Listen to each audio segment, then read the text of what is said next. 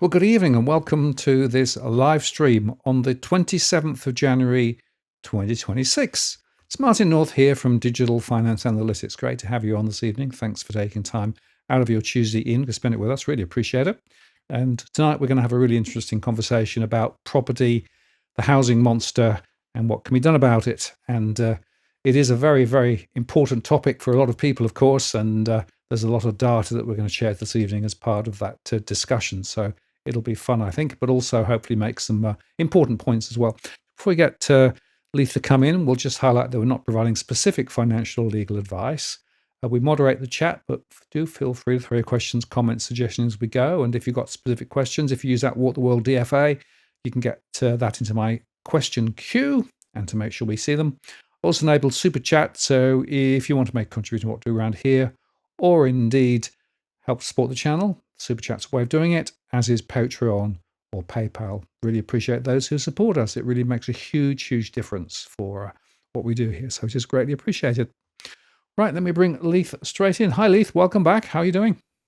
Yeah, good. Thanks, Martin. It's a bit hot down here, but as we're filming this, I'm filming this from my man cave in my home, which is like a separate detached garage sort of thing. And it doesn't have any air conditioning. I only really use it. It's a bit like a dungeon. So it's about 30 degrees in here. So if you see beads of sweat dripping off, that's why. But we will persevere. Well, it represents the hot property market, doesn't it? Clearly it does. But no, well, I appreciate your coming on again. And there's so much to talk about. It's interesting, Leith. I called this the housing monster, and we're going to talk a little bit about what are the forces that have created this monster. But what's fascinating, I tried to get AI to create me a thumbnail sketch. What I wanted it to do was to replicate the Godzilla, type, big monster sort of storming across the property market, with, crunching property all over the place. And the AI said, you can't do that. That's a too violent image. You're not allowed to create that. I tried a couple of different ones. And I couldn't do it. So I always feel as though AI doesn't want to talk about the property market and the forces that are creating it. But we're going to do that this evening because, let's face it, for many people, the problem of affordability and the pressures on households created by it are absolutely at the center of many people's life at the moment. And it seems to me that unfortunately our politicians and the policies that they've executed, the interest rate strategies that have been executed, the lack of supply, migration, population, all of these things are piling in on top. And we've got a perfect storm now in terms of the property market. And we might learn something from New Zealand and Canada, where maybe things are a little bit different. So, trying to understand that this is a multifaceted problem, but it's created a monster. Yeah, it has. And, let's be honest, for most people, so at least 2/3 of Australians, housing would be their biggest expense. So if you're paying off a mortgage, it's going to be most likely your biggest expense that you incur. Or if you're paying rent, it's most likely going to be the biggest expense that you incur. Of course, there's the lucky few who own the homes outright, but they're it's about a quarter of the population who own them outright. But for everyone else, housing is fundamental to their cost of living and ultimately their quality of life. And in Australia, we have totally butchered both sides of the equation. So with purchase affordability, which is, obviously related to interest rates and the actual price of property and things like that. And then also rental affordability, which is how much of your weekly income or monthly income you have to spend just to put a rental property over your home, over your head. And both those measures are tracking at, in the case of purchase affordability, very close to the worst level in history. And in terms of rental affordability, at the worst level in history. And with the Reserve Bank of Australia looking increasingly likely to hike interest rates, well, that's obviously going to drive up purchase affordability and make that worse. And also, if you're already paying off a mortgage and you're on a variable rate mortgage, which is the overwhelming majority of Australians, it's going to push up their cost of living as well. So, look, none of this is a great story if you're someone that cares about housing affordability or you're impacted by these things. And I think it's important to understand that, the drivers, because a lot of this is policy. It's been deliberately set. This isn't an accident. This isn't just something that is, beyond the forces of policy settings to to address, but it is actually because of we'll see policies. I will just make the point that the 2-year bond rate is now up at 4.207, which is a correlation of where rates are expected to go according to markets. And you can see there that compared with last year when they were down at 3.4, this is a very, very significant change.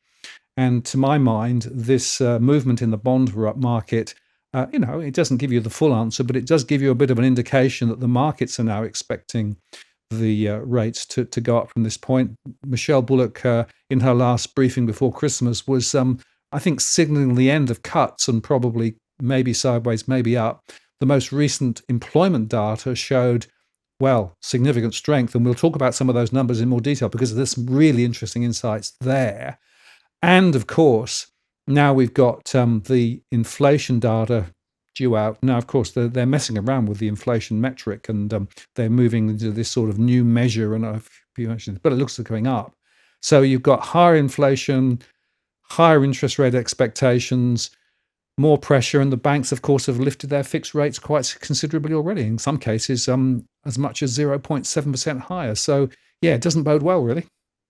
No, and obviously if the banks lift their fixed rates, they anticipate rate hikes by the RBA. And the latest market pricing is, as you've just shown, but the Australian Securities Exchange does basically the bond futures market pricing. And what that shows is that the market now expects 2 more rate hikes, roughly, by this year, effectively. So, that would take the cash rate up to 4.1%. And just only 0.25 off its recent peak. So we obviously had 3 rate cuts last year, and that helped to put some stimulus into the housing market. And if you go by this pricing, well, then we're going to give 2 of those back. That's going to send mortgage rates back to close to 6% variable, and it's obviously going to squeeze those who've taken out recent mortgages. And I tell you, the people are going to be in the gun, Martin, not Michael. Martin, it's going to be the recent first home buyers who jumped onto this 5% deposit scheme, because obviously they've borrowed with 95%. So they've borrowed 95%. They've taken on a ginormous mortgage. They've only got 5% down, and if the interest rates do rise, well, they're going to be smashed immediately. And if we do get a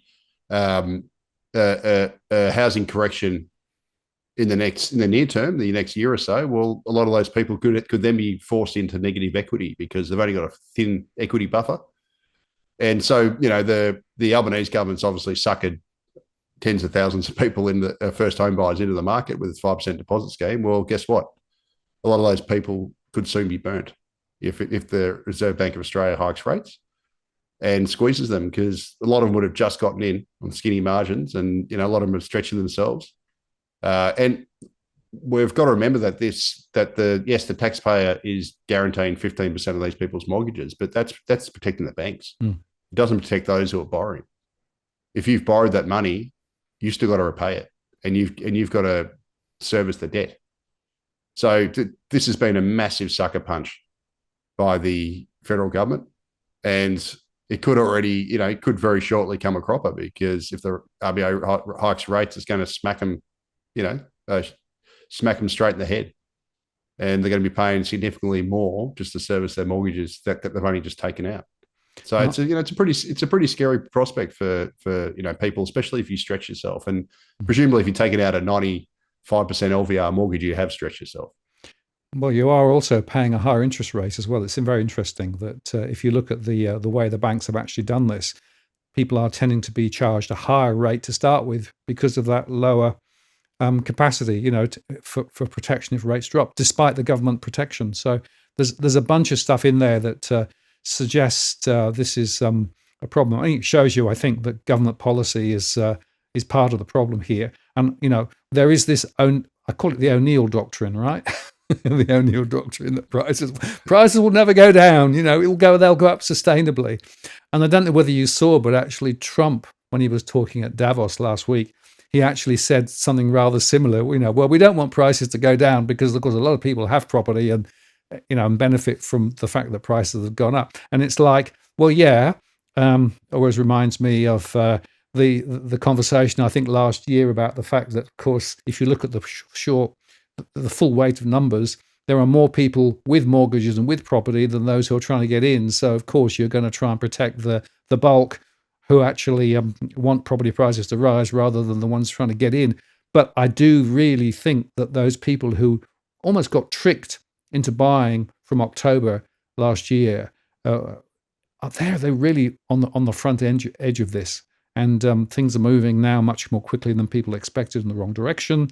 Certainly in my one-to-one conversations, a number of people were expecting rate cuts and also were expecting real income growth, which is the other thing just to bear in mind, that real incomes really haven't recovered for many people, well, back since 2008. So there's a real pinch point here as well. It comes back to bad policy.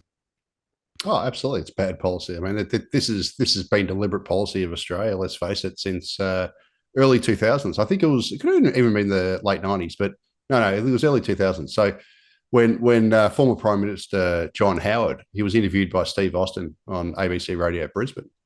And I know this because I actually spoke to Steve Austin saying, John Howard back in the early 2000s was asked by a journalist, about rising house prices. And he said something along the lines of, well, I've never met a voter who doesn't like to see the house price go up. And as it turned out, I said that to Steve Austin in an interview with him, and he said, that was me.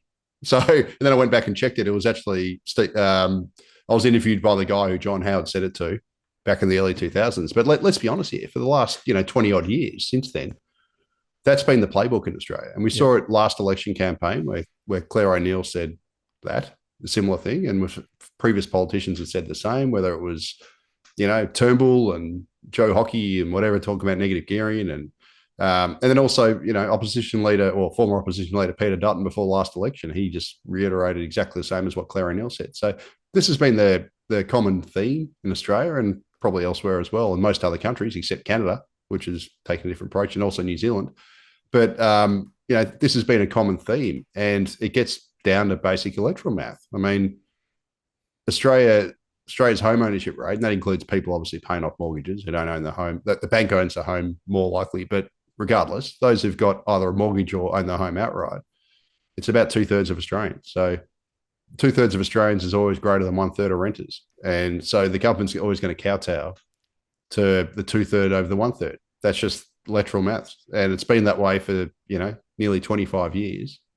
And unfortunately, I mean, I can't see it really changing, but it sort of needs to change, because if we don't change, we're just going to keep blowing a bigger housing bubble, having more and more expensive housing.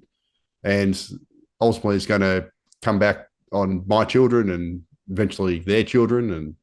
And, I've said this before, Martin, I'm actually happy. I live in Melbourne. I'm actually happy Melbourne stagnated for the last seven odd years. It's the one place in Australia that house prices have basically gone sideways, and it's actually become more affordable. And I'm happy about that, because I don't view this house that I live in as investment. It's just somewhere I live, and I plan to live here for a long time, even though I don't like Melbourne anymore. But I'm stuck here. I do have children. I've got a soon-to-be 18-year-old and a 15-year-old, and they're going to need a house at some point in the next decade. And they're going to be coming to the bank of mum and dad, because they'll have no choice. And if Melbourne home prices had followed, say, Brisbane and Adelaide and even Sydney, which hasn't grown as quickly as those markets, but if it had followed, say, Sydney in the last 5 years, well, then obviously the bank of mum and dad would have to dig deeper into their pockets to support our children, and that makes us worse off. So, look, this is really, unless you're a property investor, this is really having more expensive housing. Yes, it makes you look richer on paper, but it doesn't make you better off. And certainly, if you've got children, it makes you as a family unit worse off. So, Australia needs to get off this addiction, but unfortunately, everything our politicians do, it has the opposite impact.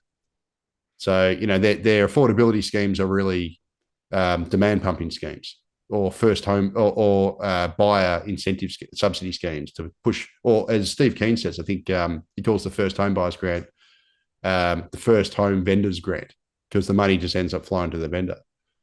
But, everything the government has touched in this area pretty much has been designed to effectively push home prices up. And what they call affordability is just sucking more people in the market by making it easier for them to take out loans, therefore adding to demand and pushing up prices. It's not fixing the structural issue, which is the cost of housing in Australia, whether you're buying or renting, is too expensive.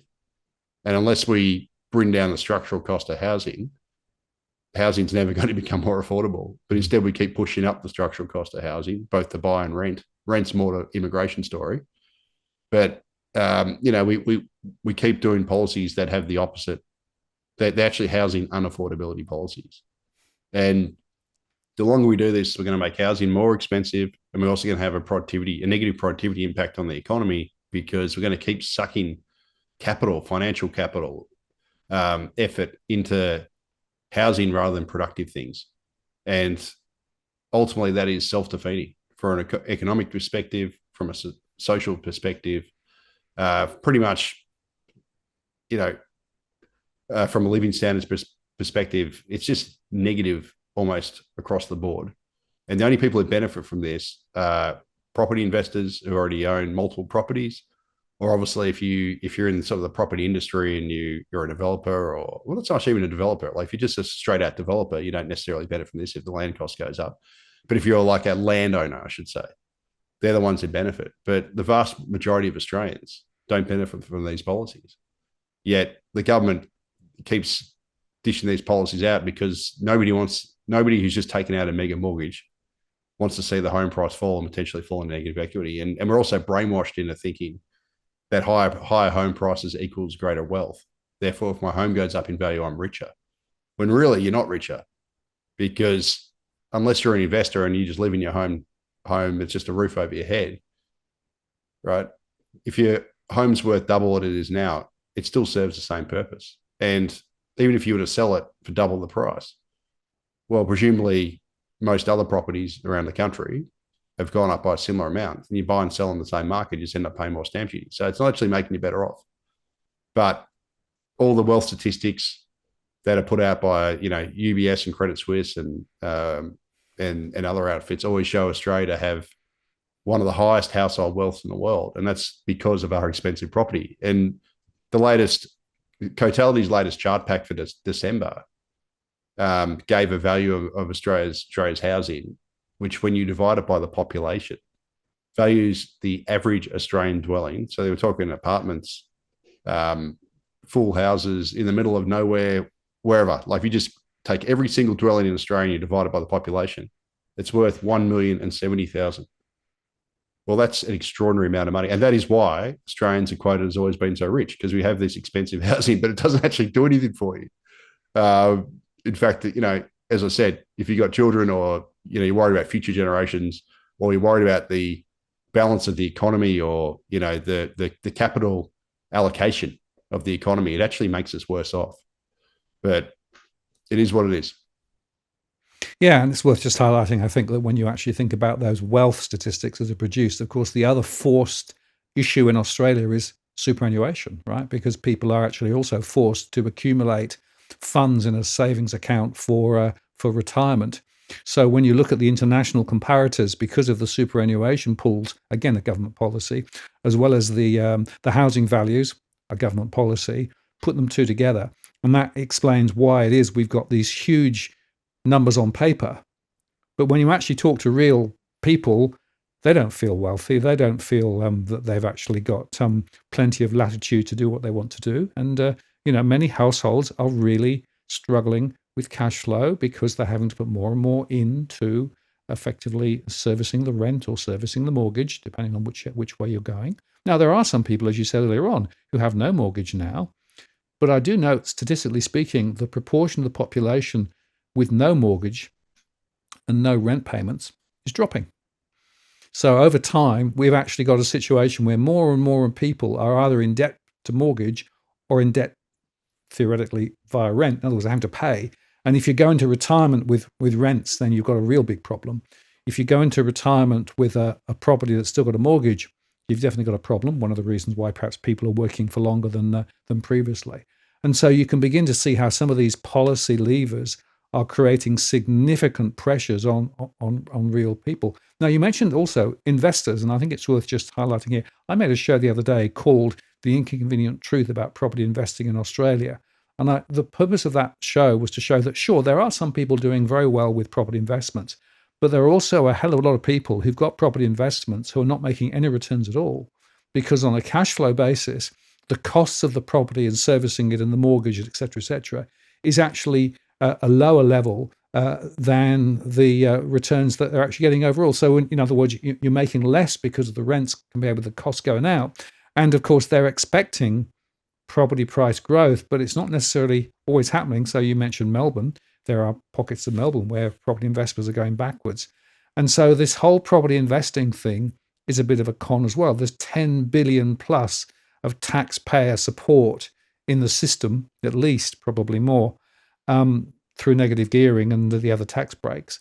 And so again, the government policy here, again, interfering with the property sector through the investment part of the story too, is another part of the problem. And I come back to this multi-headed rampaging monster. Well, the government has created the monster through its investment property strategies too. Yeah, absolutely. I mean,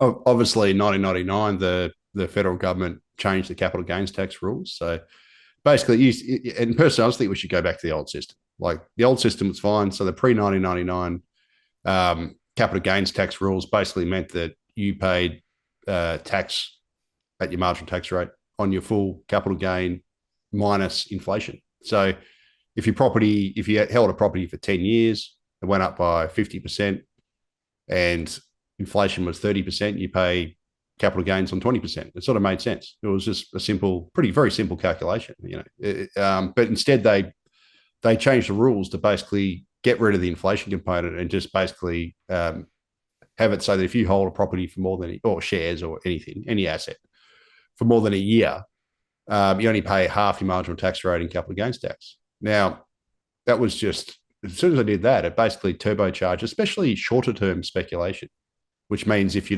hold your property for less than 10 years, but you might even be more than that, it might be less than, say, 13 years, whatever it is. That was sort of the break-even point between the two regimes. But if you hold it for less than those periods, well, then you're ahead and you can make property a bigger tax write-off than it was previously. It was just nonsensical why they did it, but that obviously, meant that if you're an investor, you can negatively gear your losses, which just basically means you can apply your negative returns on rents and your outgoings, etc., versus the rent you receive. Mortgage payments and all your outgoings versus the rent you receive. You can apply that against your taxable income, and then once you sell it, you actually don't pay the full capital gains tax. So it's sort of like a heads I win, tails you lose situation. And that obviously, boosted investor demand for property. And then we've also had obviously a whole bunch of other stupid demand side policies I mentioned before: first home buyers grants, 5% deposit schemes, shared equity schemes, you name it, a whole bunch of them that have just kept pouring more petrol on the demand bonfire. And then, of course, we've got the federal government turbocharging in massive amounts of people into Australia through immigration. So this century, according to the ABS population clock, which gives you like a daily rundown of what it estimates the population to be, if you calculate that from now versus the turn of the century, so when the new millennium ticked over, Australia's population has grown by 8.9 million people, and that's about 47%. So, that is ginormous population growth in a 26-year period, effectively. And obviously most of that growth come to the major capital cities. And that is one of the reasons why we have this chronic supply shortage of homes, of infrastructure, of water supplies, of basically schools, hospitals, the whole, you name it, because we're just growing everything so much faster than we can possibly absorb. And it's just creating this, constant demand problem, excess demand problem. And so we've got excess structural population demand versus supply. We've got excess financial demand through all these various policies that the government's brought in, whether it's, halving the capital gains tax discount in combination with negative gearing, whether it's first home buyer grants, shared equity schemes, 5% deposit schemes, you name it. All these things are just adding more fuel on the housing bonfire, and it's making it more expensive to buy housing. But in terms of, because of the massive population growth relative to housing supply, it's also driven rents through the roof, which are now at the most expensive level in history. Rental payments are at the most expensive level in history versus incomes, according to Cotality. So it's also driven that side up as well. So, if you're a prospective first home buyer, this is diabolical, because if you're a first home buyer, you typically rent before you purchase, right? So if you're paying more to rent, it makes it harder to then save a deposit to then buy. And then the way the government's got around that is to say, oh, don't worry, you don't need a 20% deposit anymore.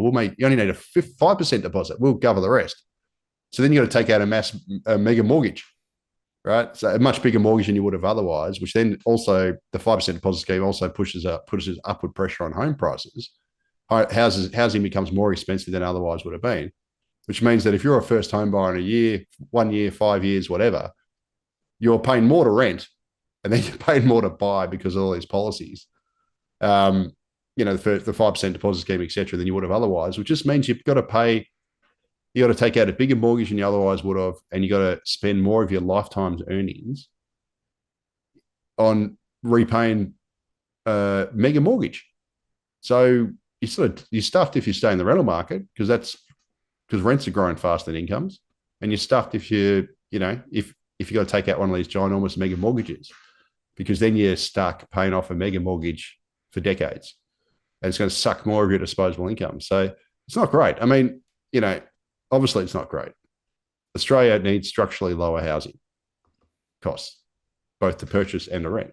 And ultimately, that's really the only solution to this. We've got to bring the cost of housing down, not try and band-aid over the top of it with policies that actually make the situation worse, even if they do suck more buyers into the market, at least in the short term. Because you're not solving the problem, you're just making the problem worse. But unfortunately, governments always take the easy option, and it gets back to what John Howard said, nearly 25 years ago, and what Claire O'Neill said, and what Joe Hockey and I think Turnbull said, and what Peter Dutton said at the last election. Oh, we just want house prices to rise sustainably, effectively is what they said, which is an oxymoron. Like when home prices in Australia across the capital cities are already 8.8 times household incomes, which is the most expensive level in history. Well, then how can house prices rise sustainably? They've got to come down. When rents are already at the highest level in history against incomes, well, you don't want them, like, rents can't rise sustainably. They really need to fall if you're going to make housing more affordable, especially when we're in this sort of low income growth environment. Wage growth's tailed off, and certainly after inflation, wage growth is almost non-existent. So we've got to bring down the structural cost of housing, because we're not going to grow wages massively in excess of house prices and rents. I mean, we could do that if we get a correction, but the way it's been running, all these things have been running a lot faster than wages, which is why it's become more expensive. So, really, we need to just bring the structural cost of housing down. That's the long and short of it. That's all we can do. And other jurisdictions across the world now are close neighbour New Zealand and also Canada have actually taken that approach, and it's been great. Yes, and we might talk a bit more about New Zealand in a second, because New Zealand is a really interesting example of, well, if you turn the dials a different way, prices don't automatically continue to rise. But before we go there, just a couple of thoughts. One question, what are your thoughts on the next 12 to 18 months on the property market in Sydney? Can it still keep going? I think that's a good question, because, of course, the old question is, well, why does it keep going? Well, government policy is part of it, but are there limits? And there was also the other question, which is worth, I think, reflecting on.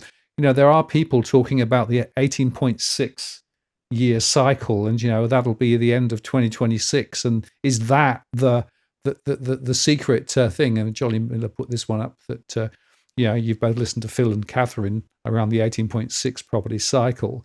Why is everyone so surprised that we're here and with 2026 will peak followed by a crash? So I don't know whether you've got a view on the 18.6 cycle, but it's been there in the background for some time. But we've got this massive question about how we get back to sustainable housing when the costs of building new homes is going through the roof, even now. And as Logan says, well, if you look at the the cost of bricks. Well, even if you now we're importing bricks because we can't really build the bricks at home anymore, that's a problem.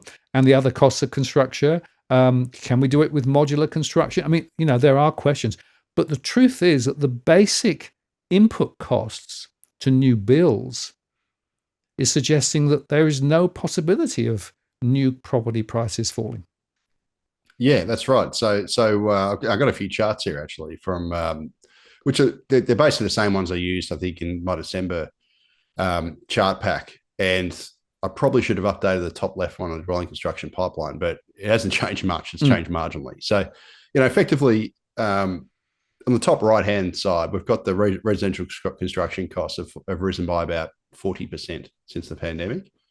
So the cost of actually building housing has gone up by about 40%. The middle charts show that the cost of land, so the land that if you're building a house or the lots that if you're building a house or apartment, those have rocketed as well. So they've gone up by about a third since the pandemic. So your land cost has gone up by a third. The building costs, so all the construction costs, have gone up by about 40%. That just means you can't build homes cheaply enough or quickly enough because we don't have the actual labor to build it all to meet up to meet with this massive population supply. And in fact, as the left-hand side charts show, the top one's from Alex Joyner at IFM Investors, Australia's dwelling construction pipeline has rocketed massively in the last decade. So we've approved all these homes, but they're just sitting on the construction pile. We've got this huge pipeline, waiting for homes to be built. And just under that, from Cotality, it shows that the average time taken to build apartments, townhouses, houses has increased significantly over the last 5 years. And this is because, again, we just don't have the capacity to build homes quickly. And the bottom right-hand chart from Michael Matusik, it's about a year old now. It actually shows that the federal government has this fetish about blanketing Australia's cities in high-rise apartments because it reckons that's the easiest way to accommodate this mass population growth. But the problem with it is apartments are way more expensive to build than houses, as Michael Matusik's chart shows. Now that data is pulled from the ABS. And you can see that the cost of building townhouses and houses is way less than building apartments. So if costs are so high and they're sort of priced above where people can actually afford to pay, which is sort of the case, how does the government expect to magically meet its housing target of building 240,000 homes per year, which is about 9% higher, I think, than the highest level in history, which was 226,000 per year. And in fact, here we go. The bottom chart on the right-hand side plots the latest dwelling completions data from the ABS, which was just released last week. And it shows that Australia, I think this was last financial year, year to September, only built just under 175,000 homes. Now, that is, about 65,000 less than the Albanese government's housing target, which is shown in the red dashed line. So, we are nowhere near close. And at the same time as the government's doing this, it's still obviously running a very high immigration program. Now, the latest immigration data from the federal government showed that we had about 305,000 net overseas migrants arrive last financial year, so the 2024-25 financial year. Now, that's obviously immigration, not population growth. And, it's still running well above our ability to build housing. And the National Housing Supply and Affordability Council, which I mentioned last time, their latest forecast tipped that we'd have a shortage of 79,000 homes over the 5 years to, I think, 2029. Now, that's on top of about 200,000 to 300,000 existing shortage, according to Shane Oliver. So, even the federal government's own national advisor on housing supply and affordability doesn't believe that Australia can build enough homes. And the problem with it is Australia's immigration, according to Abel Rizvi, at least, who's a former immigration bureaucrat who writes about this stuff all the time. We don't always agree, but he forecasts that net overseas migration is going to average about 300,000 per year under current settings. Well, the National Housing Supply and Affordability Council used the Australian Treasury's forecast that tipped that net overseas migration will trend down to about 225,000. So immigration is likely to run higher than its forecast. And what the National Housing Supply and Affordability Council showed, which is in the bottom left chart, is that if Australia's population grows 15% faster than what the National Housing Supply and Affordability Council considers its baseline, which is Treasury's forecast, which seems likely, then Australia's housing shortage is going to worsen by 200,000, not 79,000 over the 5 years. So this is just a diabolical situation, to cut a long story short. And, if it's all right with you, Martin, I might segue into the Centre for Population's latest forecast, if it's all right, because that plays beautifully into this whole thing. Yeah, go for it. I mean, this is a fundamental question about population, isn't it? Yeah, that's right. So just a quick bit of background. I've obviously alluded to it, but Australia, obviously, since the Albanese government was elected in mid-2022, has just experienced its biggest migration surge in the nation's history. So net overseas migrations averaged 424,400 over the Albanese government's first full 3 years in office, which is the data that we have. And that equates to 1,162 net migrants landing every single day over Labor's first 3 years in office, and nearly 1.3 million net migrants in total over the 3-year period. Now, the top left chart plots the net daily arrivals under the first 3 years of the Albanese government against the former governments. Now, for the Abbott, Turnbull, Morrison government, only used from when they were elected in the fourth quarter of 2013 to the end of 2019, so excluded the pandemic border closure, because obviously immigration went negative, right? So we don't want to count that. But the average daily figure before the pandemic, so to the end of 2019, for the Abbott, Turnbull, Morrison government was 610 migrants per day. For the Rudd-Gillard government, which was the big Australia Rudd, we averaged 617 migrants per day under their term in government. Before that, Howard was 407. Now, obviously, Howard ramped it up towards the end of his term, but at the start, it was very low, or it's just, sustainable levels of immigration. And before that, the Hawke-Keating government, net overseas migration averaged 256 migrants per day. So, obviously, the trend has been up, especially in the last 20 years, because the Big Australia experiment took off really from 2005, introduced by Howard. But you can see that the numbers have just ratcheted higher, especially in the last 3 years, the Albanese government. Now, there's also this common claim that, it's catch-up migration. We're just catching up for the lost migrants during the pandemic. It's complete horse manure, because as the middle chart shows, we've actually overtaken the pre-pandemic trend. So since the end of 2019, which includes the pandemic border closure, so I'm talking the end of 2019 to mid last year, which is the latest data we've got, net overseas migrations averaged 266,000 per year. And that's 40,000 higher per annum than the 15 years of big Australia immigration before the pandemic. So from 2005 to the end of 2019, which is the big Australia period when immigration was ramped up.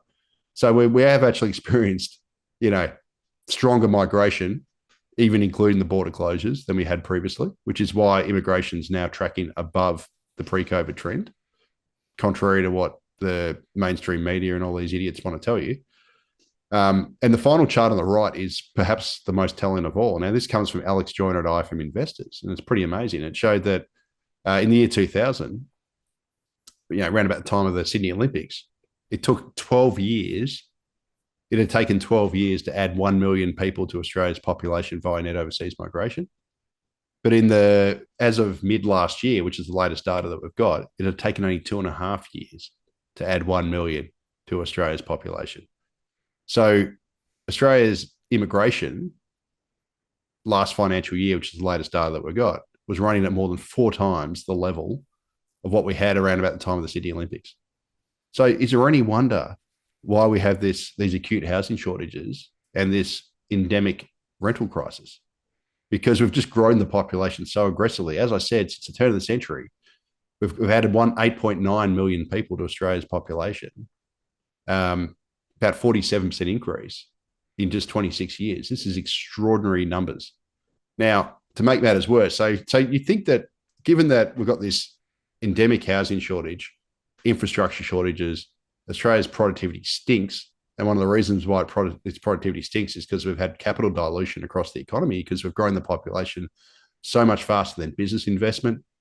then infrastructure, then housing. And as a result, we've had less productivity per person because we've just basically piled on. We've got congestion costs, and we've got workers have less tools and machinery and technology to work with because they've grown a lot faster than the capital stock. You'd think that the Australian Treasury might want to pull back, wouldn't you? But no. So the Centre for Population, which is run out of the Australian Treasury, they released their 2025 population statement earlier this month. And what it showed is that Australia's population is going to balloon by about 3.9 million people over the 11 years to 2035-36. And 80% of that growth is going to occur in the capital cities, right? And the capital cities are projected to grow by nearly 3.1 million people over the next 11 years. Now, over the 41-year period to 2065-66, the Centre for Population tips that Australia's population is going to grow by nearly 50% from its current level, which has already grown by, as I said, 47% since the turn of the century. And we're going to add 13.4 million people, according to these projections, over that 41-year period, with 81% of this growth occurring in the capital cities. And Sydney is projected to expand to 8.5 million people by the mid-2060s, Melbourne to 9.1 million people. Perth and Brisbane also expected to experience very strong growth. I think Brisbane's about 4.8 million people is supposed to expand to after a 1.8 million increase. And guess what? As usual, the driver of this is going to be net overseas migration. Of course it is. So the Centre for Population forecast that net overseas migration over the 41-year period is going to average 235,000 a year. Now, yes, that's lower than the level since the start of the pandemic, which is 265,000, but it's still 9,000 above the level of net overseas migration in the 15 years of big Australia before the pandemic. So this immigration is going to remain structurally and historically high, according to the Centre for Population. And we often hear, Martin, like this is one of the big lies, is that we need high immigration because the regions are starved of people and they need more population. The regions are dying, blah blah blah. But the Centre for Population's own data shows that 81% of the growth in Australia's population is going to be in the capital cities over the 41 years. So the capital cities are going to add nearly 10.9 million people in 41 years. And of the 235,000 net overseas migration that's forecast, 84% of this is going to be in the capital cities. So migrants are going to continue to pile into the capital cities, and they're not hardly any of them, only 16% of them are going to go to the regions. Now, the regions, according to this data, are only forecast to receive 38,100 net overseas migrants annually over 40 years, whereas the capital cities are forecast to receive 196,900 net overseas migrants over the 41-year period. So this is a complete farce. The whole notion that, we need immigration to boost the regions because the regions are dying is a farce, because they're not going to the regions. They're going to keep coming to the capital cities. Melbourne's going to expand to 9.1 million people, which is like another 3.6 or 3.7 million people in 41 years. Sydney's going to expand to 8.5 million, which is nearly 3 million over 41 years. Brisbane's going to add 1.8 million. Perth, similar, a little bit less, but very high growth, etc. The obvious question is, where's the housing going to come to accommodate all these people? Where's the infrastructure going to come from? Where's the water supply going to come from? Where's the energy going to come from? Where are the schools and hospitals and all these other things that we need to live productive lives and to have decent living standards? Where's this stuff going to come from? She can't grow the population by, nearly 50% in just over 40 years and expect there not to be massive problems. And what this basically tells you is that Australia's just going to have a never-ending housing shortage. If you think the last 25 years were bad, well, it's going to continue, because our major cities especially are just going to continue to grow like science experiments. And what it basically also means that if you're, say, a resident of Sydney, well, you're facing a high-rise dog box future, because currently Sydney's housing composition is just over half detached houses, or roughly half detached houses. Well, according to the Urban Task Force, by the mid-2050s, Sydney's housing composition is supposed to be half high-rise shoebox apartments, 1/4 townhouses, and only 1/4 detached houses. So the entire structure of Sydney's housing composition is going to transform into high-rise dog boxes. So you're going to be paying more for your housing or to rent. So you're going to pay more to buy or more to rent, and you're going to live in a shoebox. Like, is this, does this sound like an improvement in people's living standards? I don't think it does. And this is just madman stuff by the Australian government here. And it's one of the reasons why we've just got this perpetual housing crisis in Australia, because, as I said, we've experienced the fastest growth in the advanced world this century. Australia's population has grown by 8.9 million people, or about 47% since the turn of the century. So just think back to the Sydney Olympics, because anyone who's old enough can remember that, right? That's how many people have added since then. And almost, the overwhelming majority have come to the major capital cities. And as a result, we haven't built nearly enough stuff to cope with all these people, housing, infrastructure, the rest of it. And as a result, we've got perpetual housing shortages. I mean, none of this is rocket science, but you think an intelligent government, intelligent policymakers would look at this and go, you know what, we've really over-egged this and we should really pull back. Because I tell you, there's another country that's done it that is very, very similar to Australia, and that's Canada. Canada has done that exact thing because it was experiencing the exact same problems as Australia after the pandemic, when it had a massive upsurge in immigration. But their government, which is a left-leaning government, the Liberal Party in Canada is not the Liberal Party here. It's actually their Labor equivalent, and the Conservatives are the Liberal Party equivalent. Their government over there has implemented a population freeze, effectively. And for the first time in Canada's history, outside of the pandemic, Canada actually experienced a population decline. So, what Canada's done is effectively it ramped immigration massively after the pandemic, and that's shown in the chart on the left. It sent rents through the absolute roof to the moon, fastest rental growth in the nation's history, created a rental crisis, created all sorts of other problems, infrastructure and living, just a similar sort of stuff that Australia's got here. And their temporary migrant population, they call them non-permanent residents over there, increased to about 7.5% of the population. And the government said, you know what, we're going to, by the end of 2027, we're going to get that number down to 5%. And they've implemented really strict immigration caps, temporary visa rules, etc. Made it hard to get a student visa. They kicked people out that are marginal. They've also reduced the permanent migrant intake. So they were taking, I think it was about 600,000, or at one stage they plan to take 600,000. They've lowered that to below 400,000, so 360,000, I think it is, or thereabouts. And what it's done is actually it's worked. So Canada's net non-permanent resident or temporary migrant population's fallen to under 7%. So it's tracking, I think it was about 6.6%. It's scheduled to fall down to around 5%. And what that means is they're going to have this continued population outflow. And this big, sharp swing in population growth has led to 15 consecutive months, and that's shown on the charts on the right, the top and bottom one, 15 consecutive months of falling rents. So, and Canada's rents are now down by about 6.5% from their peak of a couple of years ago. So it's worked. So Canada recognised that they had massive problems, that they'd over-goosed immigration. And they said, you know what, we're going to actually stabilise the population. We're going to actually send immigration backwards for a few years, which they've done, or they're doing. And as a result, it's basically gotten rid of this structural shortage in the rental market, and it's actually sent rents lower, and rents are becoming more affordable. And, prices have also been coming off for several years in Canada, not just because of the immigration thing, that's helped. They actually started falling before these policies.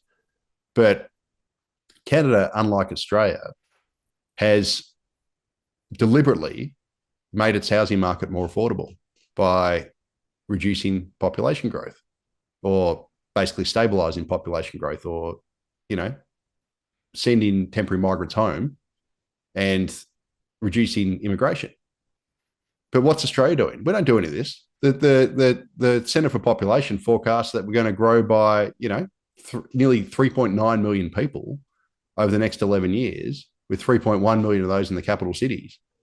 So our government is forecasting ongoing turbocharged immigration, while Canada's has said no more. or at least not none for several years, while infrastructure and housing catches up. And they're actually solving the problem.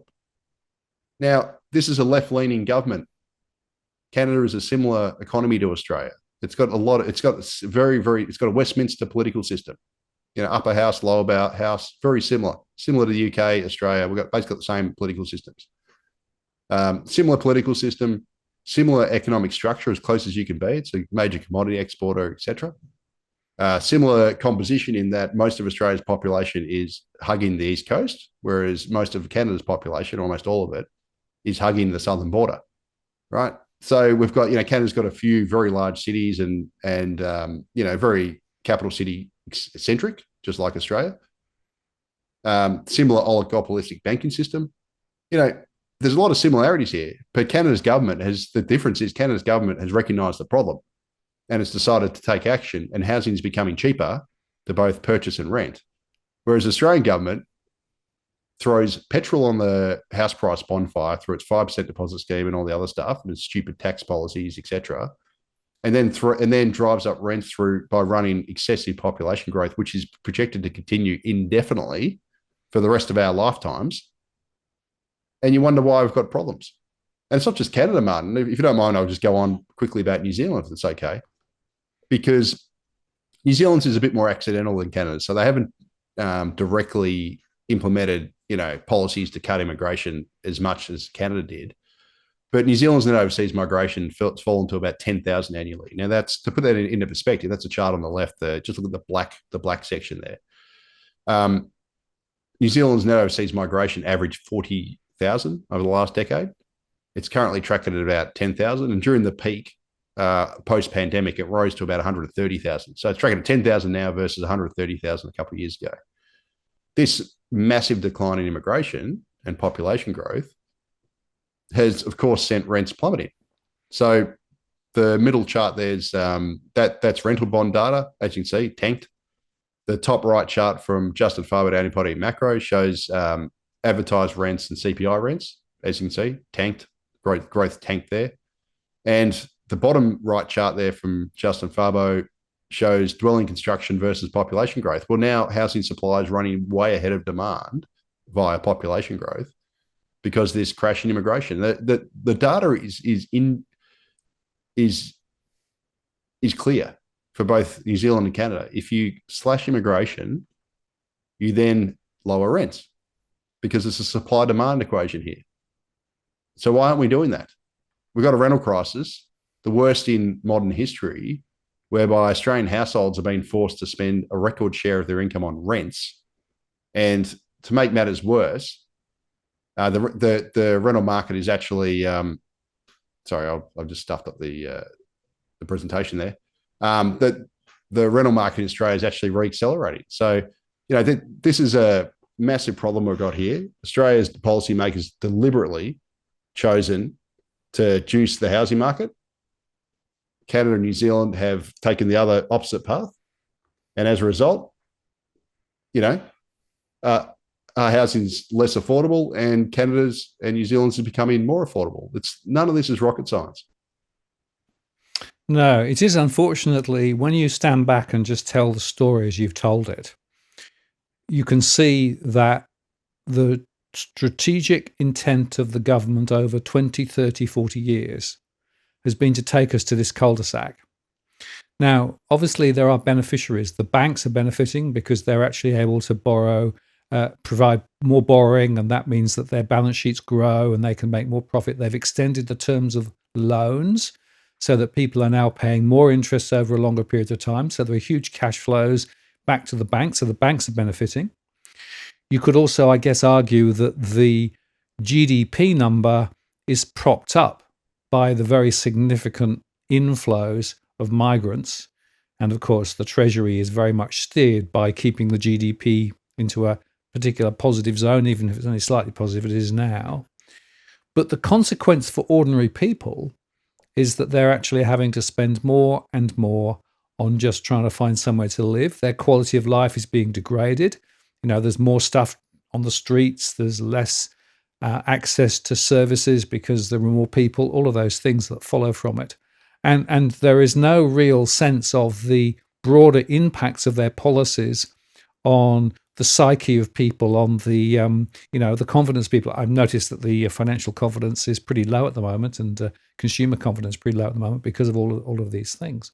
So we've got a government that is effectively putting in place and has put in place a series of policies that myopically seem to be focused on a few things, but not necessarily the right things. And somebody asked earlier on in the chat, I didn't put the chat up because it wasn't appropriate at the time, but how do you actually deal with this? Because if you actually say we need more sustainable house prices, that effectively means eroding that theoretical value that people have in that paper profit that many people have made in their properties. But if you look at New Zealand, where they've done that, prices are down 19% from their peaks, I think, in New Zealand now. Yes. So in real terms, so if you want to adjust for inflation, New Zealand's are actually down by over 30%. They're actually tracking at about 2019 levels. I've got a few charts here actually. Yep. So the right hand side's the New Zealand House Price Index by the Real Estate Institute New Zealand, which is the leading indicator. That's their hedonic index. It's the main one that everyone uses. And that chart, I'll give it a shout out. That's Justin Farbo, Adam Putty, and Macro has done that. And house prices are down to sort of 2019 levels. And the middle chart there is actually Canada. And you can see it followed a similar movement. So Canada's are also down incredibly heavily once you adjust for inflation, especially. So Canada and New Zealand have both experienced, hefty house price corrections, which is good. So housing's become more affordable. And in fact, Louis Christopher posted on Twitter last week, X, I should say, that apparently there's quite a big housing correction going on in London. So that article which I read, it was talking more about the apartment market, but that they're saying that apartments in London have fallen by up to 30%. So what this tells you, though, is that, look, property is not infallible. Housing markets don't always go up. I mean, Canada experienced a ginormous run up in house prices similar to Australia's, and look, it's come a cropper. Similar to New Zealand, and that Canadian New Zealand chart actually looks incredibly similar, doesn't it? If you look at the shape of it over time, very similar. But my question has been, if at some point gravity could very well catch up to Australian house prices, we could, and we really should, experience a similar type of correction, at least in inflation adjusted terms, to what Canada and New Zealand have experienced, because those are arguably the two most similar economies in the world to Australia. And if it can happen there, it can happen here. But obviously the big difference is those two countries have experienced significantly lower, much different immigration situations. Canada's obviously been smashed by the Trump tariffs and that sort of thing, which we have been impacted by, et cetera, et cetera. New Zealand's had a very deep recession, not just per capita, but also headline recession. But either way, at some point, if we have some sort of accident, whether it's, commodity prices or whatever, something will catch up with Australia eventually. And we're very likely to have some sort of correction that's deep. And the people I fear for is those first home buyers, for example, who've just bought on a 5% deposit, leveraged to the hilt, are stuck paying mortgages that they might be struggling to afford, and then they plunge in negative equity, and that's always a scary prospect. If they need to sell, well, then they're going to be negative equity, and what do you do then? So, yeah, it's not great that the federal government is obviously juicing values up higher and also rents, but then also sucking people into the market who are vulnerable with very thin deposits, obviously in that bid to drive house prices higher and to keep the whole thing inflated. But really what I wish we did was we just sort of let it deflate of its own accord, stop trying to stimulate the market, and also cut immigration like Canada has, because it's been running it's too strong for too long. We haven't built enough houses to keep up. We need housing, we need infrastructure, we need energy supplies, we need water supplies, everything to catch up, because we can't keep running ahead of all those things, which is what we've done really for 20 odd years. And if we keep doing that, well, then just going to dig a bigger hole for ourselves, and we're going to have a less productive economy as well, because this capital dilution problem we've got. And obviously more structurally more expensive housing both to purchase and rent. And this isn't the sort of economy we should be aiming for ultimately. And it's not fair from an intergenerational perspective. And it's a massive retrograde step for the society. But unfortunately, here we are. Our policymakers keep doing dumb things. When all we have to do now, especially with housing, is just look at Canada. I argue Canada is even more similar than New Zealand is in terms of an economy, the way it's structured. And, again, Westminster political system, left-leaning Labor-like government, has done this stuff. Well, why can't our left-leaning Labor government do a similar sort of thing? Do it for the good of the country. And the immigration cuts have been massively popular in Canada, and they'd be massively popular here too, because virtually every single opinion poll held over the past 15 years has showed that Australians support significantly lower immigration. So just give us what we want and fix the housing market while you're doing it. And, fix the infrastructure deficit. Let all the supply side of the economy catch up to this massive population growth that we've already had. Stop adding more and more population growth to it, so we always fall further and further behind. Because that's effectively what our government does. Yeah, and it's worth saying, I think, that whenever we start talking about, turning the dials back on migration because of these economic reasons, then people will chuck us oh, you're being racist or whatever, right? Or under the new hate speech. Can we even say this stuff now, right? So it's an interesting question. But the point is that these were policy decisions taken, and they're now playing out as expected. There's no surprise here. There is no shock. There should be no shock that we are where we are, because it's logical when you actually put all the pieces together. And it's interesting because, of course, I've been talking about this pressure on households for a good few years, and suggesting that if, in fact, we moved the dials back so we got to 3 times income rather than 8 times income, well, naturally prices would fall. And in fact, prices are about 50 to 60% above the long-term natural run where they should be, based on all of the other ratios. The thing that's actually kept them high are these government policies, and that includes the migration and the stimulation for first-time buyers and the investors and all of the other stuff that is in there. All of that stuff has propped property prices high, but the consequences now are really coming home to roost.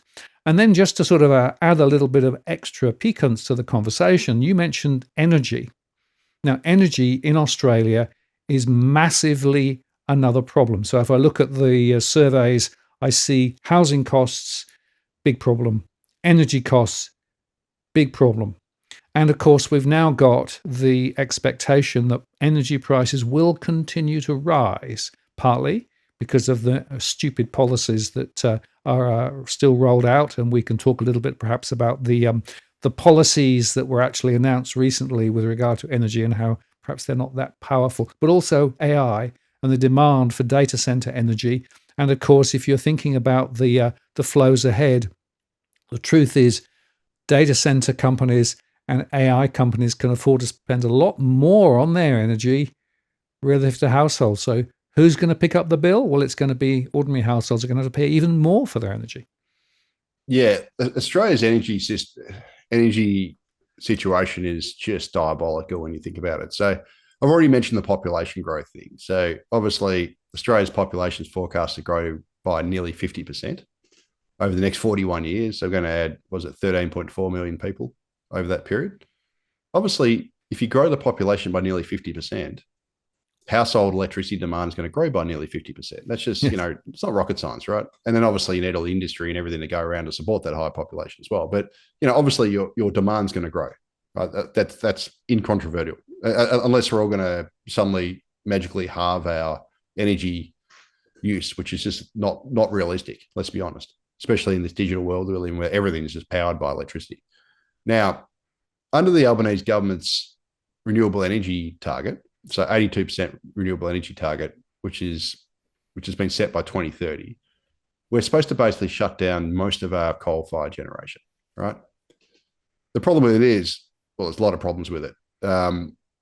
For starters, as I said, the demand's increasing from population growth, but demand's also increasing because of these data centers, which the government never thought about when it set these ridiculous targets. Now, Australia is actually one of the biggest countries in the world for data centers. And that they've got a chart there, top left from CBA, which actually shows that Australia is second after the US, similar, just above Japan, of data center investment.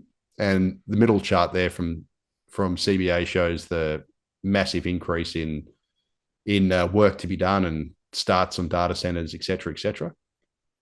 Now, so we've got dozens of data centers that are planned to be built across Australia, and that's driven by AI, cloud demand, hyperscale investment, et cetera.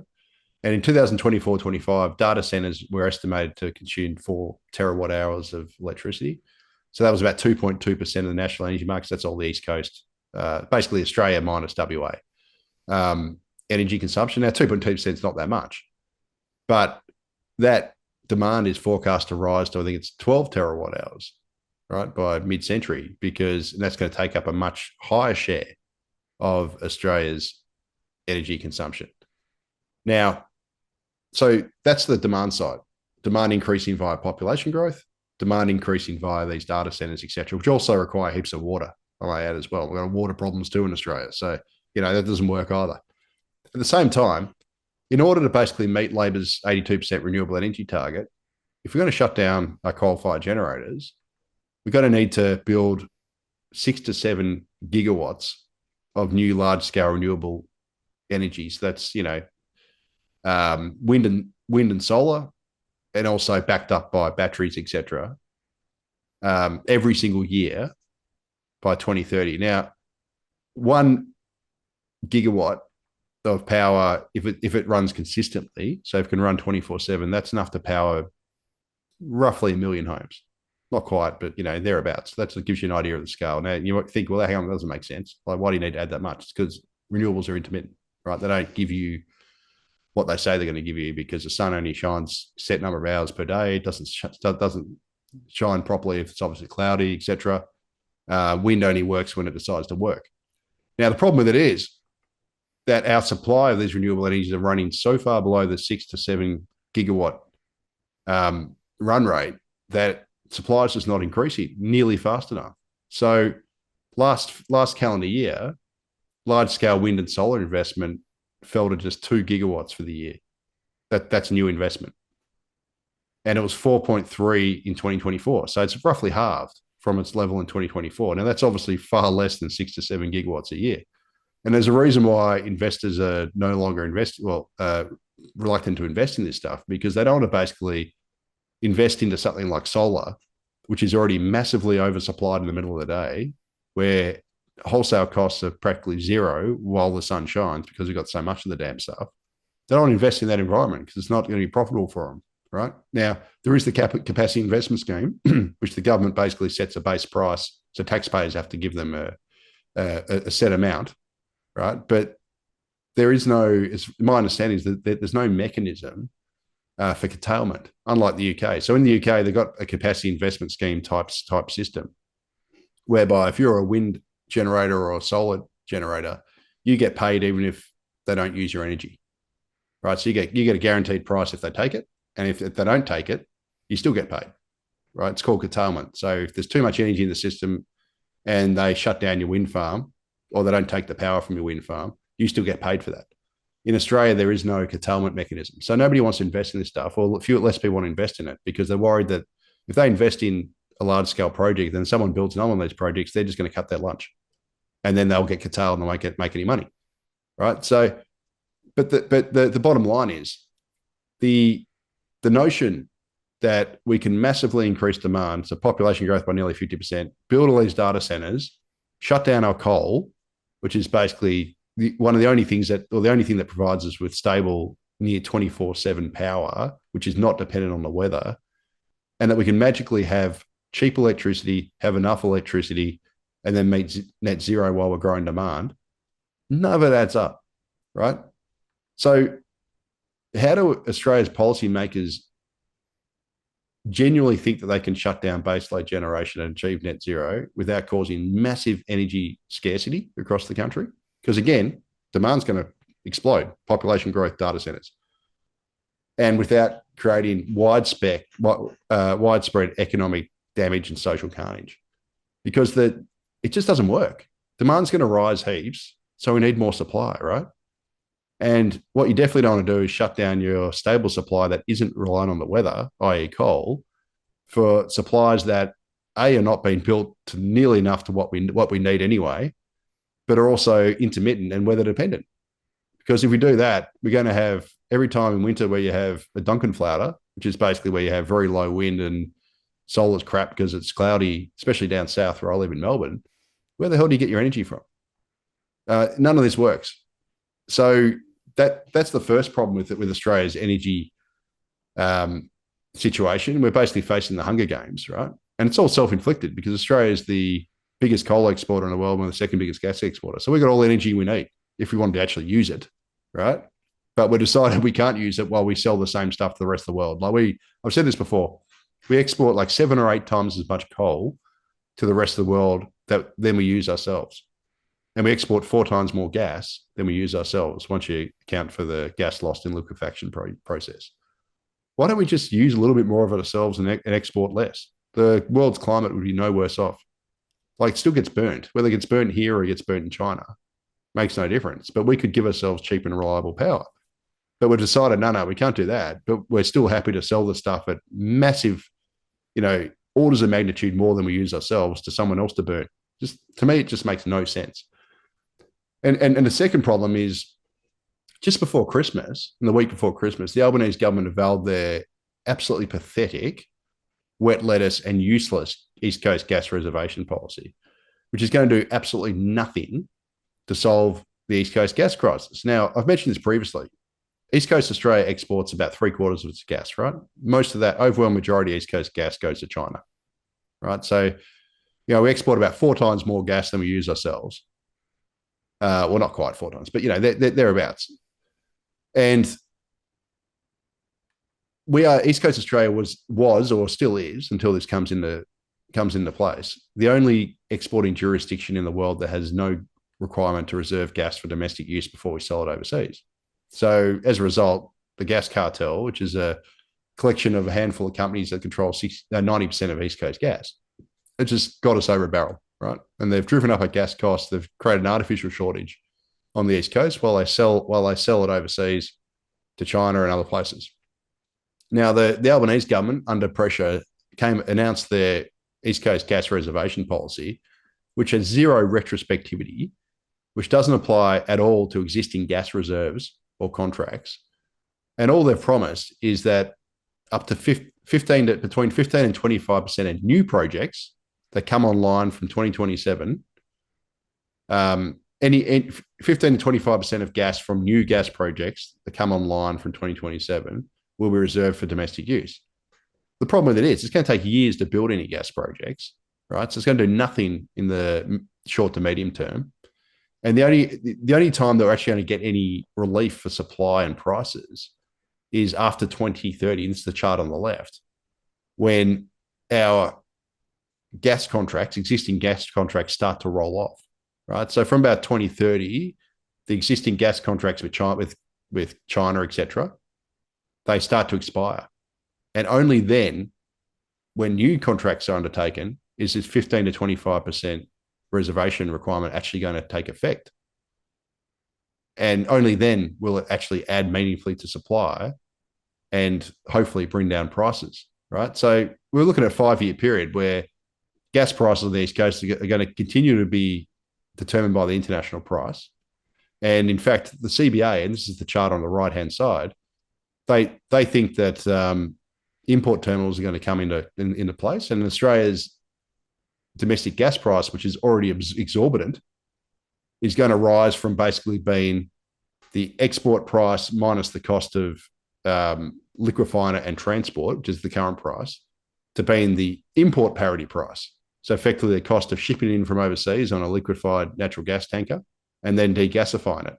And as you can see in that chart there, according to CBA, from March 2028, the gas price is going to rocket once these LNG terminals come on board. Now, it does believe that by 2030, the prices will come back down, but they're still going to be expensive. and they're going to come back down once these gas contracts roll off again. And it also depends on, to some extent, what happens. There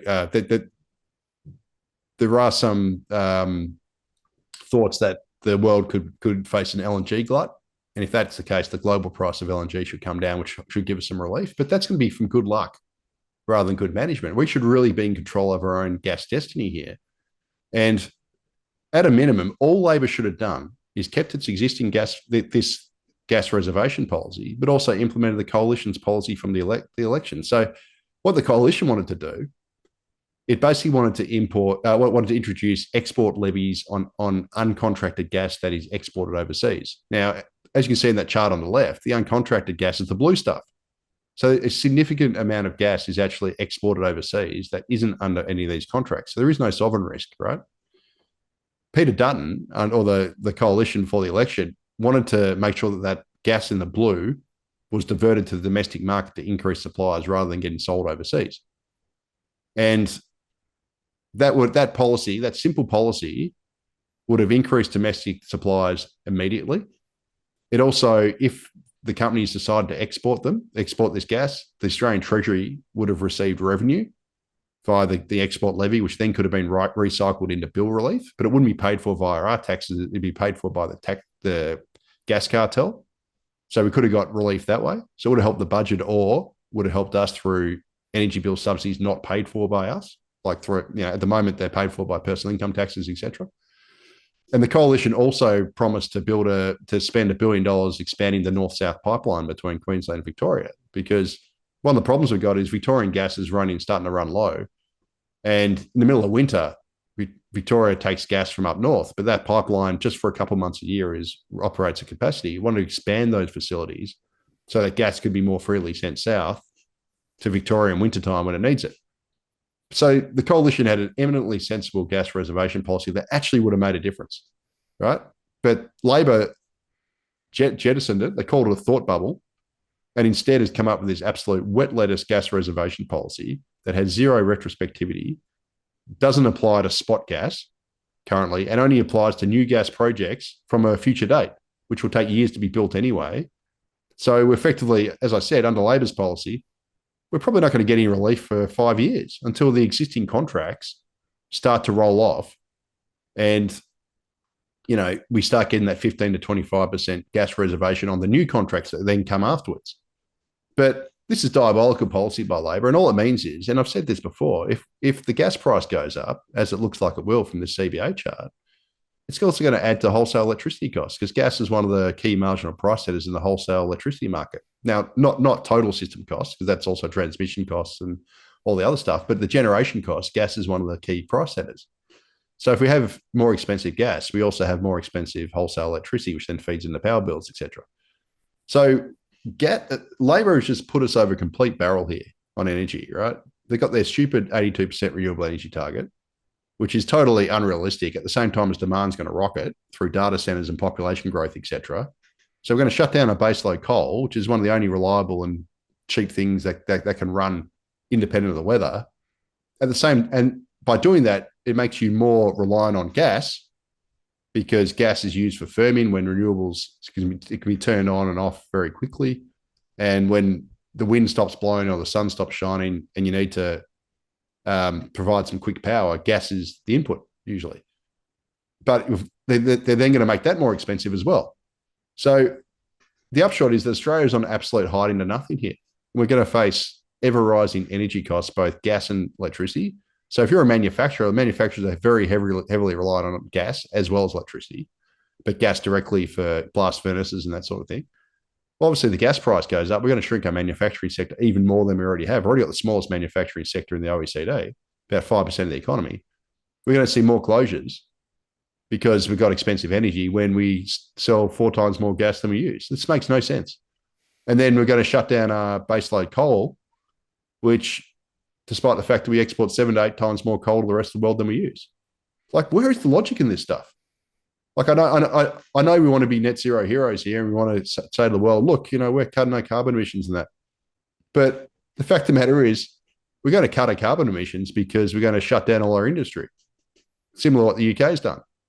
where you live, Martin. I mean, you obviously know all about that. What's happened there, but it's not very sensible because ultimately, if we want to have good high living standards and a productive economy and a balanced economy and a diversified economy, we need reliable and low cost energy.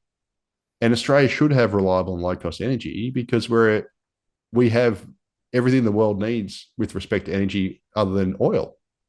So we've got oodles of coal, oodles of gas, nearly 1/3 of the world's uranium. If you wanted to go nuclear, we've got everything. So why don't we have super cheap energy? Because of policy failure and because of idiotic policies like this. And we're just basically shooting ourselves in the foot, and we're going to commit energy suicide and economic suicide for what? Like, to me, it just makes no sense. And it's another reason why we're governed by clowns in Australia. And it's another, and let's also remember that high energy costs also feed into housing costs and construction costs, because guess what? If you need bricks for your house, and bricks are made by brickworks in Australia, and brickworks needs gas for its blast furnaces to make bricks, and that gas is uber expensive, well, the cost of bricks goes up. And therefore, the cost of building your house goes up. And you can do that right across the supply chain.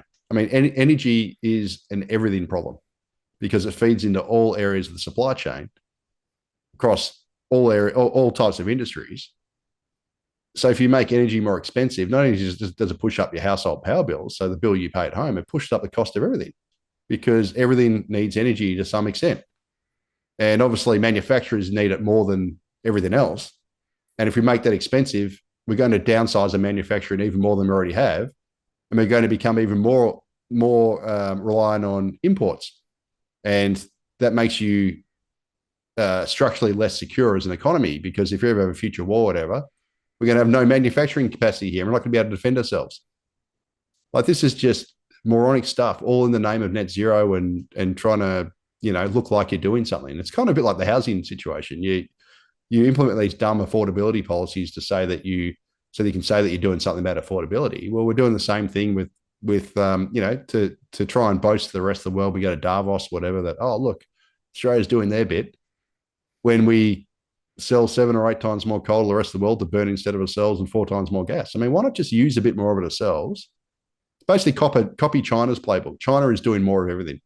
Like, they're doing the renewable stuff, but they're also building more coal and more nuclear and everything. China's basically said we need as much energy as we can get at the lowest cost as quickly as possible. Right? So they're just doing it more of everything. And that's why China's going to end up winning on this sort of stuff, because they don't care. They just want more energy. Australia should be doing the same. Yeah, we can do the rooftop solar and all that stuff if you want, but we should also be expanding our baseload power supplies as well, whether that's coal or nuclear or whatever. We need more energy. Simple as that, especially if you're going to grow the population by 50%, and especially if we're going to build up these data centers, because demand's going to rocket, so you need supply to match that. So you don't match that by cutting down your baseload supply and cutting off at the knees and shutting it down. Because you do that, we're going to have a problem. And, all it means is we're going to have energy scarcity and rocketing energy costs. It's as simple as that.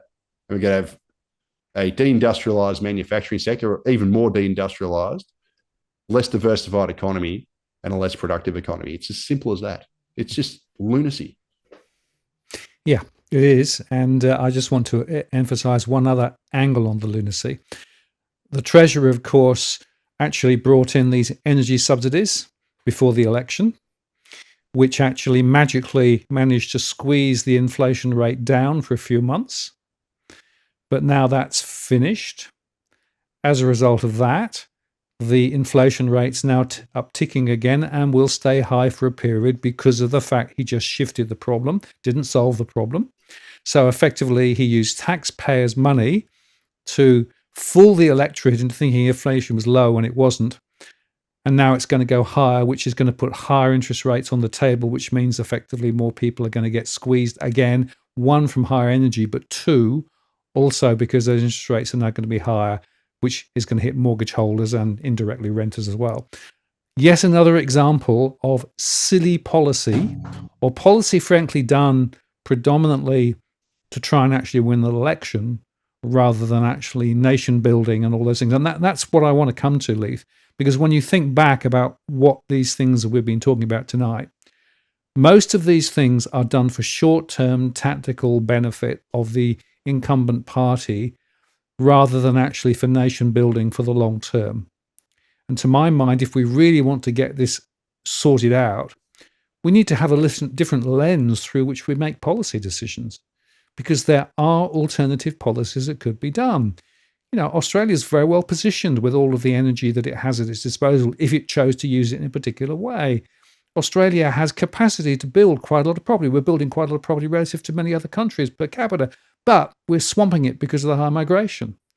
And actually, allowing property prices to settle like New Zealand and Canada would be good. It would be actually positive for the long-term future of the country. So there are policies that are potentially possible, but the political processes, the machinery of government, seems to be having an agenda which is completely different from what that should be for long-term prosperity.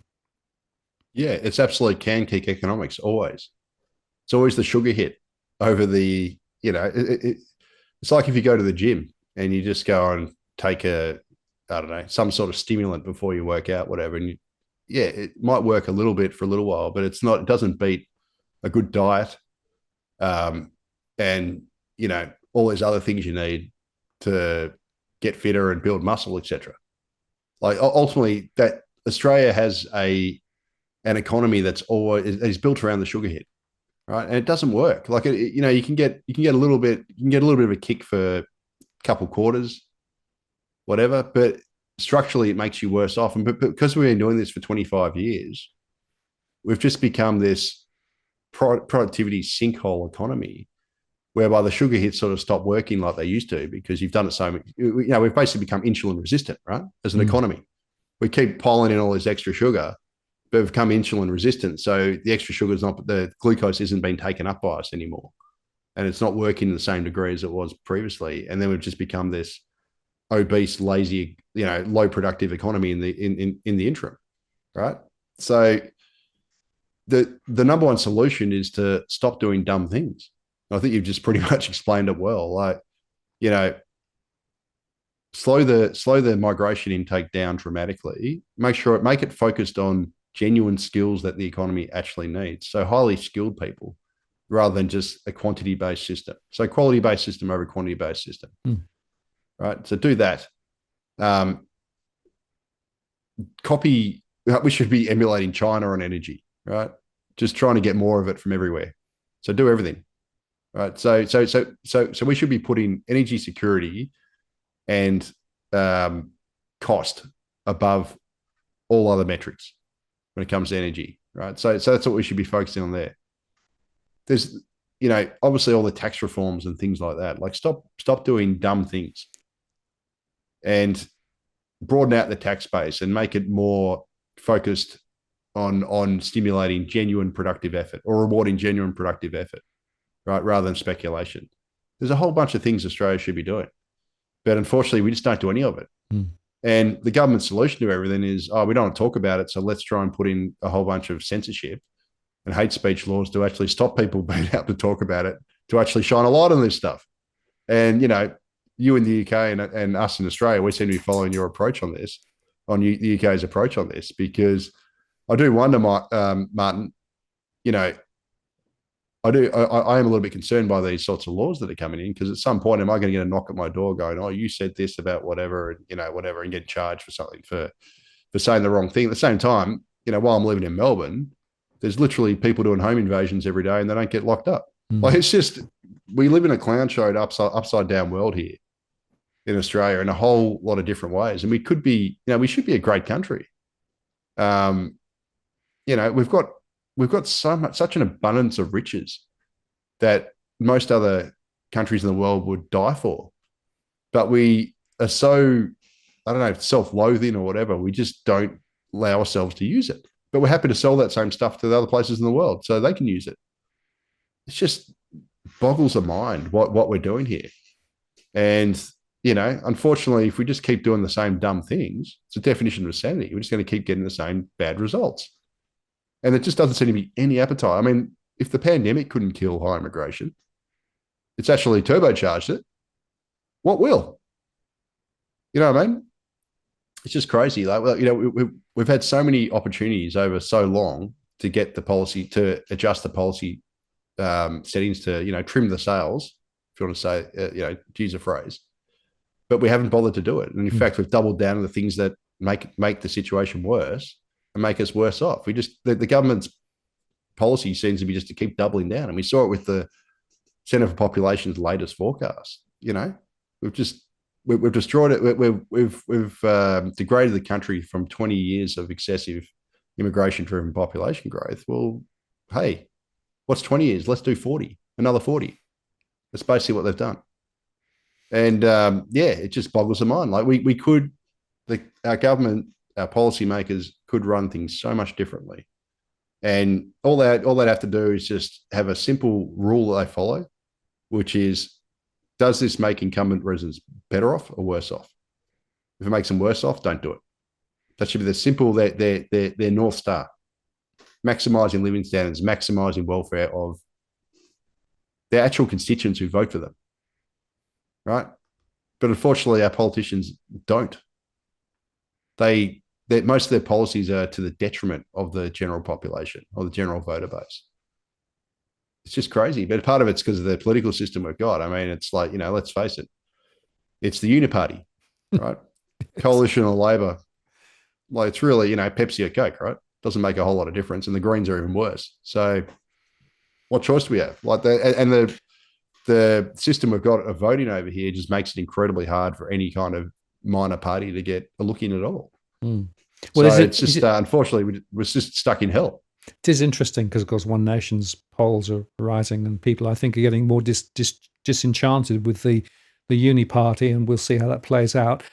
So I think we've laid out some of the policy settings that could be done. I would add one more to the list: Orcus. Orcus, to my mind, is an absolutely disastrous policy because we are paying massive amounts of money that we can't afford to the US for submarines we may never get. And to be honest with you, I don't know what your view is, but having watched the goings on in Ukraine, etc., the old-fashioned war, the order's changed. Yeah, it's changed. I mean, it's all drones and things like it's all unmanned stuff, correct? Right? Yes. So if anything, Australia should be spending its money on an absolute squadron, like a massive squadron of drones. Yeah. So if the worst did happen, we had a warship off our coast or whatever. With its guns, we can send out swarm them with unmanned drones. Like, obviously cheap to produce. You could have thousands of them. And we should probably do the same with some sort of unmanned submarines or something. I don't know. But I'm obviously not a military expert, but logically, having watched enough YouTube videos, etc., on what's happened in the war in Ukraine, it's totally turned the old order upside down. Yeah. Right. It's all drone warfare now. So why are we investing in an old thing like a submarine that requires, a massive crew and life support systems, and it's going to cost however many billions of dollars to build, et cetera, when we should be investing in, unmanned, small, remote controlled submarines and things like that, which don't require life support systems, et cetera. And there's no guarantee of delivery, of course. So, we're paying all this money across. Yeah. So, maybe in 20 years, maybe not. Leith, we've come to the end of the show because we've run out of time. But I want to say thank you very, very much for sharing your thoughts this evening so potently. I really appreciate it. If people want to find out more about you, where's the best place for them to go?